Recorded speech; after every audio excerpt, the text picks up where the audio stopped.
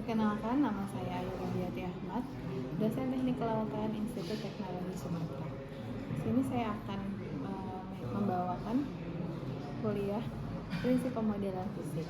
Kuliah ini memperkenalkan pengetahuan tentang prinsip-prinsip pemodelan yang terdiri dari analisis dimensi dan prinsip-prinsip keserupaan, teori pembangkitan gelombang, perangkat pengukuran laboratorium, dan analisis model fisik. Selain itu, mata kuliah ini memberikan pengetahuan kepada mahasiswa tentang prinsip pengukuran, akuisisi data, dan keakuratan. Mata kuliah ini merupakan mata kuliah 2 SKS yang terdiri dari 1 SKS teori dan 1 SKS praktik. Capaian pembelajaran mata kuliah ini ada 4, yaitu mahasiswa mampu mengaplikasikan konsep matematika dan ilmu dasar untuk memodelkan, menganalisis, dan menyelesaikan masalah dalam aspek hidrodinamika kelautan. Yang kedua, mahasiswa mampu mengumpulkan data dengan metode yang tepat sesuai standar teknik dan keamanan. Yang ketiga, mahasiswa mampu mengolah data menggunakan teknik statistik dan komputasi untuk menghasilkan informasi yang akurat dan relevan. Dan yang keempat, mahasiswa mampu menyelesaikan proyek nyata yang kompleks dan melibatkan proses investigasi, desain, dan presentasi hasil. Mata kuliah ini berisi materi pembelajaran atau pokok pembahasan, yaitu yang pertama sejarah model fisik, yang kedua kelebihan dan kelemahan pemodelan fisik, yang ketiga analisis dimensi, yang keempat model hidrodinamika, yang kelima model struktur pantai, yang keenam model transfer sedimen, yang ketujuh pengukuran laboratorium, yang kedelapan interpretasi data hasil pemodelan fisik laboratorium. Mata kuliah ini menggunakan beberapa pustaka utama dan salah satu pustaka pendukungnya yaitu artikel ilmiah yang saya tulis dengan judul Wave Reflection and Transmission Analysis of Public Water yang telah terbit pada jurnal Sinta 2. Kemudian bobot penilaian untuk mata kuliah ini terdiri dari observasi dan praktik, tes tulis UTS, tugas individu, laporan hasil proyek. Yang masing-masingnya observasi praktik terdiri dari 10%, tes tulis terdiri dari 25%, tugas individu terdiri dari 15%, dan laporan hasil proyek sebesar 50%. Oke, selamat siang semuanya. Assalamualaikum warahmatullahi wabarakatuh. Waalaikumsalam warahmatullahi wabarakatuh. Oke, hari ini kita masuk ke pertemuan keempat ya. Minggu lalu kita sudah belajar mengenai dasar-dasar dari prinsip pemodelan fisik gitu. Jadi kita udah tahu bahwa model fisik itu berbeda dengan model numerik ya. Kemudian kedua pemodelan itu mempunyai keunggulan masing-masing gitu ya, baik model fisik maupun model numerik. Nah, kalau misalnya fisik itu kita harus menggunakan atau menganalisis terlebih dahulu parameter-parameter non-dimensionalnya gitu ya sebelum kita melakukan uji fisik. Oke, di sini di minggu 4 kita akan belajar mengenai fungsi Buckingham meter gitu ya. Jadi Buckingham meter ini adalah suatu analisis non dimensional gitu. Jadi kita nanti akan merubah parameter dimensional yang mempunyai dimensi gitu ya, kayak H itu kan tinggi gelombang ya. Tinggi gelombang punya dimensi nggak? Punya. Ya, satuannya apa? Meter ya. Jadi dia punya dimensi, punya satuan gitu ya. Nah, di minggu ketiga kemarin kita udah belajar bahwa satuan yang akan kita gunakan itu merupakan satuan internasional gitu ya. Jadi ada beberapa standar satuan, nah yang akan kita gunakan adalah satuan standar internasional. Oke, sehingga nanti kalau tinggi gelombang itu satuannya adalah meter gitu ya, bukan sentimeter. Jadi kita pakai meter, nanti dimensinya adalah L gitu ya. Oke, nanti jadi kalau untuk sub CPMK di minggu keempat ini itu kita adalah mahasiswa mampu dimensional menggunakan metode P-Buckingham. Jadi mungkin sebenarnya kalau istilah PPP gitu sering mendengar ya, gitu. Biasanya menggunakan nilai berapa P itu? 3,14. Nah, tapi P di sini itu bukan yang itu gitu ya. Jadi memang berbeda dengan P yang sering kita dengar.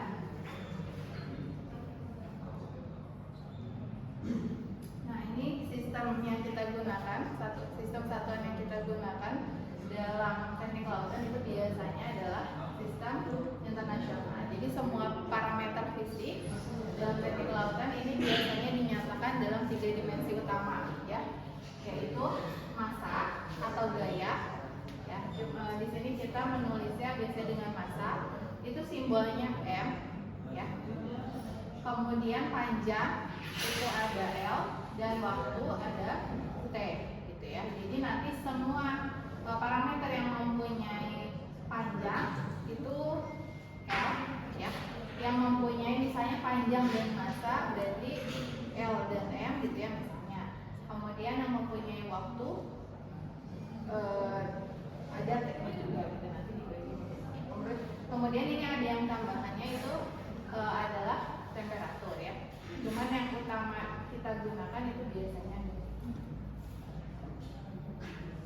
Nah, nanti variabelnya itu dibedakan menjadi 4 ya, berdasarkan dimensinya. Kan ini kita berbicara mengenai dimensional ya, dimensinya. Nanti ada variabel geometri itu yang mempunyai dimensi L. Jadi L itu apa tadi? Panjang ya. Kemudian kinematik mempunyai panjang dan waktu. Kemudian dinamik itu punya massa, panjang dan waktu ya. Yang keempat itu variabel yang tak berdimensi. Jadi dia nggak ada satuannya.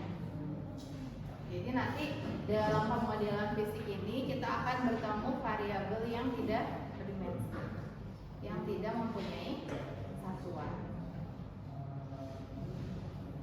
Nah, tapi itu diperolehnya juga sebelumnya dari variabel-variabel yang berdimensi, gitu ya. Nah, ini contoh ya. Variabel panjang atau geometrik itu simbolnya biasanya L ya, panjang itu. Nah, dimensinya L karena satuannya M. Ya, satuannya meter kan? Meter berarti dimensinya L. Kalau luas satuannya itu adalah meter persegi, ya. Meter persegi berarti jadi L pangkat 2 ya. Kemudian volume meter kubik. Meter kubik jadi L pangkat 3. Bisa diikuti? Bisa ya. Jadi karena dia punya satuan M atau satuan panjang, sehingga dia itu adalah dimensinya L ya. Karena kalau yang luas ini meter persegi, jadi L-nya pangkat 2 gitu ya. Nah, ini tadi di geometrik yang hanya mempunyai dimensi panjang ya. Kemudian yang kedua ini contohnya di variabel kinematik. Dia tadi mempunyai panjang dan waktu ya. Contohnya kecepatan. Nah, kecepatan itu kan satuannya meter per detik atau meter per second ya. Meter per second berarti L per T. Ya, tadi T waktu itu kan T. Ya. Oke, jadi yang mempunyai satuan waktu diganti menjadi T, yang mempunyai satuan panjang diganti menjadi L. Oke, jadi kemudian misalnya percepatan itu meter per second kuadrat gitu ya. Jadi L per T kuadrat gitu ya. Oke. Nah, sekarang kalau dinamik berarti dia nambah satu satuan atau nambah satu dimensi yaitu massa ya. Jadi dia kalau misalnya mempunyai massa itu dia masuknya ke dinamik ya. Kemudian kayak gini misalnya gaya itu kilogram meter per second kuadrat misalnya ya. Nah, kilogramnya itu dimensinya M ya, karena dia adalah massa atau gaya ya. Kemudian L-nya ini dari meter per second kuadrat. Jadi diubah ke dimensi dari satuan gitu ya. Jadi ini data dasar sebelum kita masuk ke P Buckingham. Jadi nanti kalau di P Buckingham dari satuan yang konvensional ini kita ubah dulu ke dimensinya apa, ya. Nah, ini contoh-contoh lainnya dimensi-dimensi yang geometrik, dinamik, dan kinematik, ya. Kemudian ada juga yang dimensionless, jadi dia emang udah nggak punya satuan dari sana, gitu ya. Nah, di sini tadi sudah disebutkan ya di awal bahwa P di sini, ya, P Buckingham di sini itu bukan konstanta yang bernilai 3,14. Ini berbeda. Ini adalah metode yang menyatakan bahwa kuantitas fisik jumlah R dengan jumlah dimensi dasarnya R, ya. Jadi secara umum nanti dapat disusun menjadi N minus R grup bilangan tak berdimensi yang didefinisikan sebagai P itu, ya. Jadi P-nya itu bukan berarti 3,14, ya. Nah, ini aturan yang kita gunakan. Kalau misalnya kita mau pakai P Buckingham, ini kita menggunakan aturan ini, gitu ya. Yang pertama adalah variabel yang terpilih harus variabel fisik yang terpenting. Kemudian variabel yang terpilih itu harus meliputi semua dimensi. Jadi ada dimensi geometrik, kinematik, sama dinamik, ya. Jadi harus ada ketiganya. Kemudian variabel independen yang tidak berulang sedapat mungkin harus dimasukkan. Variabel aliran dasar yang relevan harus dimasukkan, yaitu geometris, kinematis, dan dinamis. Nah, apa sih asal usulnya, gitu ya? Kenapa kita harus merubah dulu ke dimensional yang tidak berdimensional? Karena sebenarnya kalau misalnya pemodelan fisik itu kan kita merubah atau membuat dimensi yang membuat prototipe menjadi skala laboratorium, gitu ya. Sehingga sebenarnya parameter yang digunakan itu banyak sekali, ya. Ada gesekannya, ada jadi gelombang, dan lain-lain, gitu ya. Sehingga kita mau kemudian semua parameter itu tidak mungkin diperoleh nilainya dalam satu penelitian, gitu misalnya, atau satu eksperimen. Sehingga kita harus memilih variabel-variabel apa saja yang bisa kita kita hitung, gitu ya, yang mungkin kita hitung, sehingga kita menyederhanakan variabel-variabel yang banyak itu, gitu ya, menjadi beberapa variabel saja. Variabel nanti kan akan ada yang tereduksinya. Oke, nah ini langkah-langkah dari P Buckingham method. Yang pertama, kita mereduksi data. Kita membuat semua data, semua variabel fisik yang terkait dalam suatu sistem berdasarkan tipenya. Kemudian nanti dibedakan menjadi variabel mana yang masuk geometris, mana yang masuk kinematis, dan mana yang masuk dinamis, ya. Kemudian pilih semua dimensi yang dipakai, ya, apakah mau FLT atau MLT. Nanti kita gunakan yang MLT aja, ya. Kemudian pilih kelompok dasar dari karakteristik variabel aliran berikut. Nah, nanti BG ini untuk variabel geometris, ya. BK untuk variabel kinematis, dan BD untuk variabel.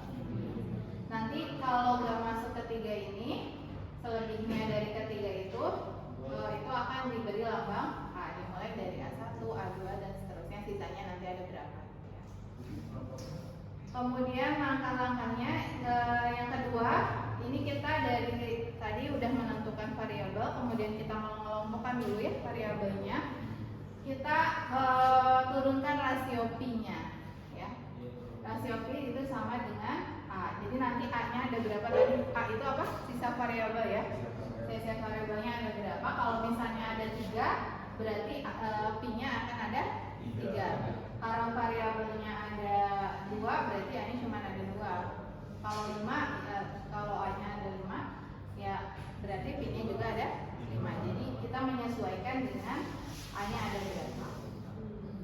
Nah, eksperimen dari persamaan ini bisa disetarakan dengan lulus persamaan dimensi yang memberikan harga eksponen X, Y, dan Z untuk tiap-tiap rasio, gitu ya. Jadi misalnya P1 ini kan ada dinamis, kemudian ada satu variabel A ya yang disebut di sini A1. Nah, kemudian yang geometris ini geometris X1 yang kinematis Y1 berpasangannya dengan Y gitu ya.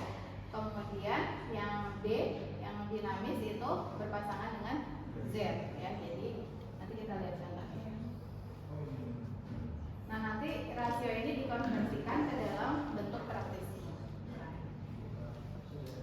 Nah, contohnya ini ya, stabilitas dari Arnold Rabelmon ya. Parameter penting dalam penentuan kestabilan struktur Rabelmon terhadap proses hidrodinamika gelombang. Jadi ceritanya ini kita mau melakukan pemodelan fisik. Itu teman-teman bisa lihat di sebelah kiri ada waveform ya, waveform kolam panjang itu yang kayak akuarium. Itu kan namanya waveform ya. Waveform yang biasa digunakan untuk pemodelan fisik. Nah, waveform ini banyak fungsinya. Maksudnya dia bisa digunakan untuk di sini contohnya mau menghitung stabilitas dari Rabelmonnya gitu ya. Atau misalnya mau lihat efektivitas suatu pemecah gelombang tapi dalam skala laboratorium. Jadi nanti kita skalakan ya.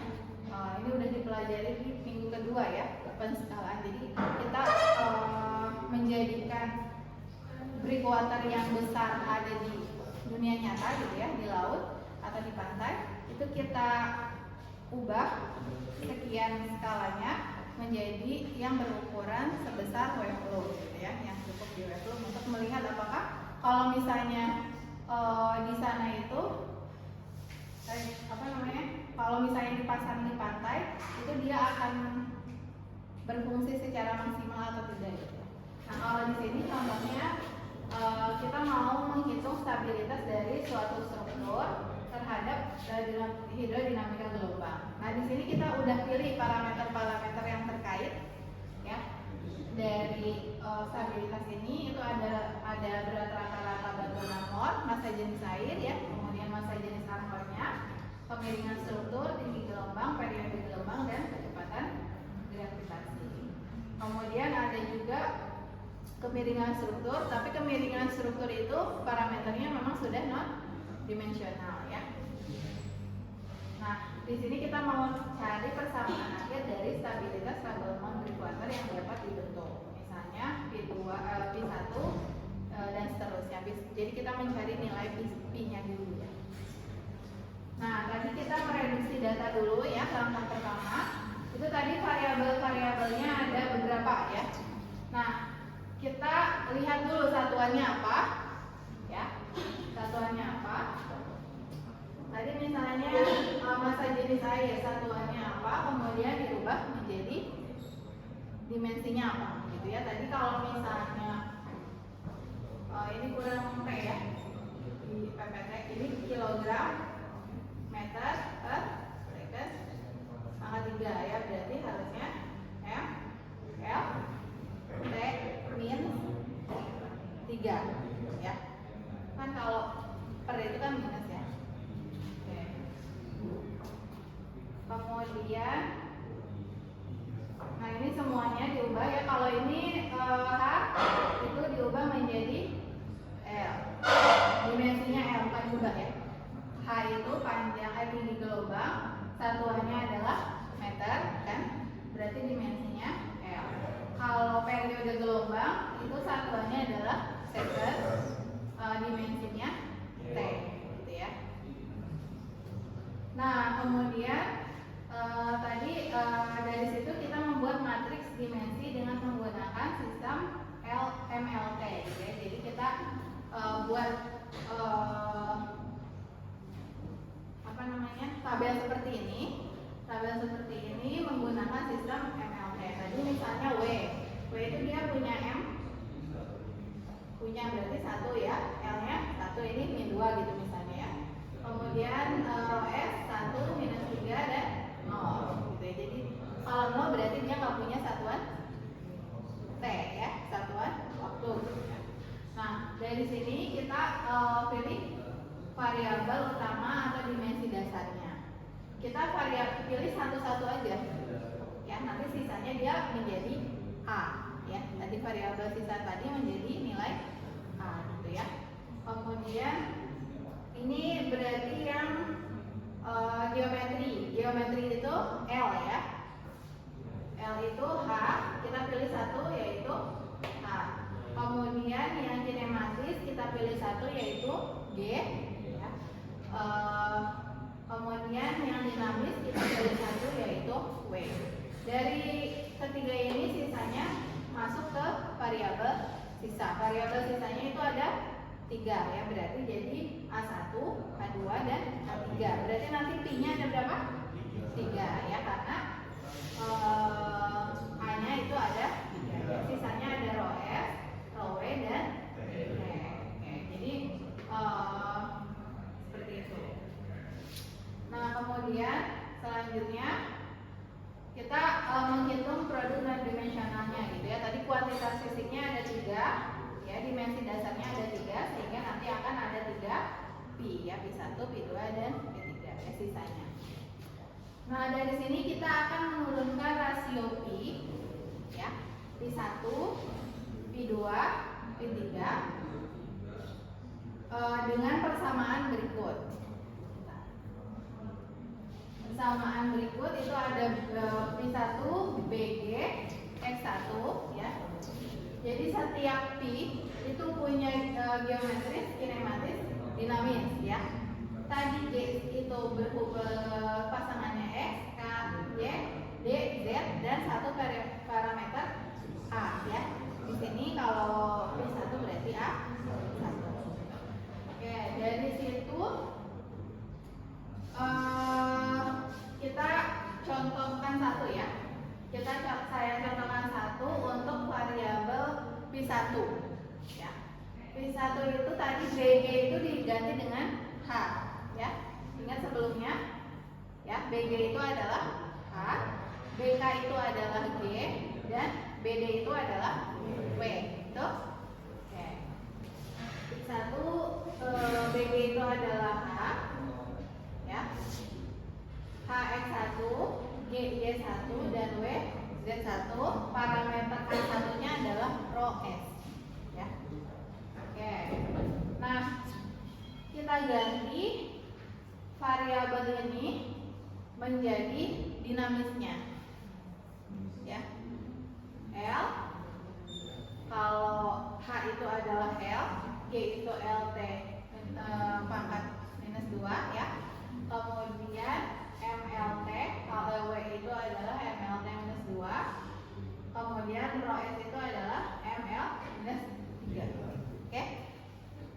Nah, dari situ kita kalikan dengan X-nya tadi.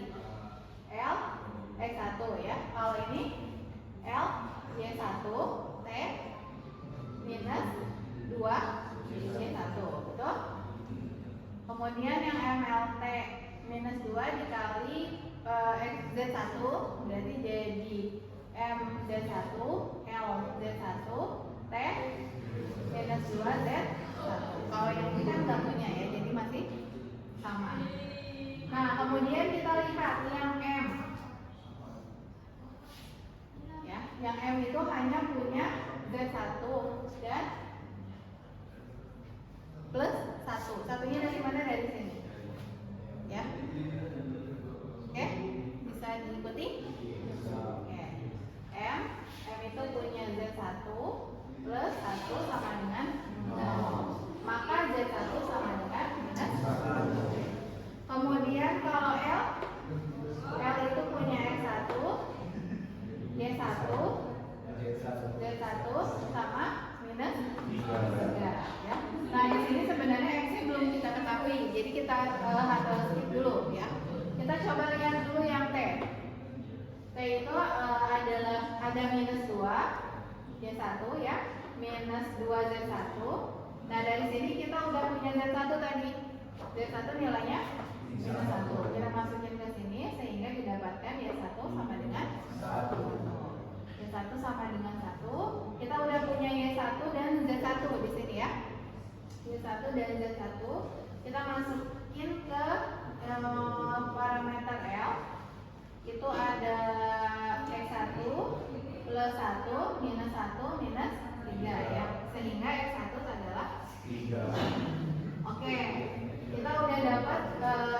WZ1 ya, X1 dan Y1 dari sini.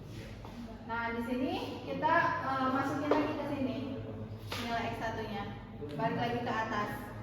Jadi H pangkat 3 G 1 W minus 1 rho X. Ya.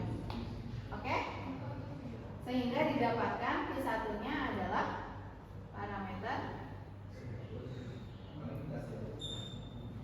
ya, rho S G H pangkat 3 per W, kan W-nya minus 1 ya. Nah, kalau parameter non dimensional itu boleh dibalik juga ya, W per rho S G H pangkat 3 yang merupakan koefisien gaya berat ya. Oke? Ada yang mau ditanyakan sampai sini?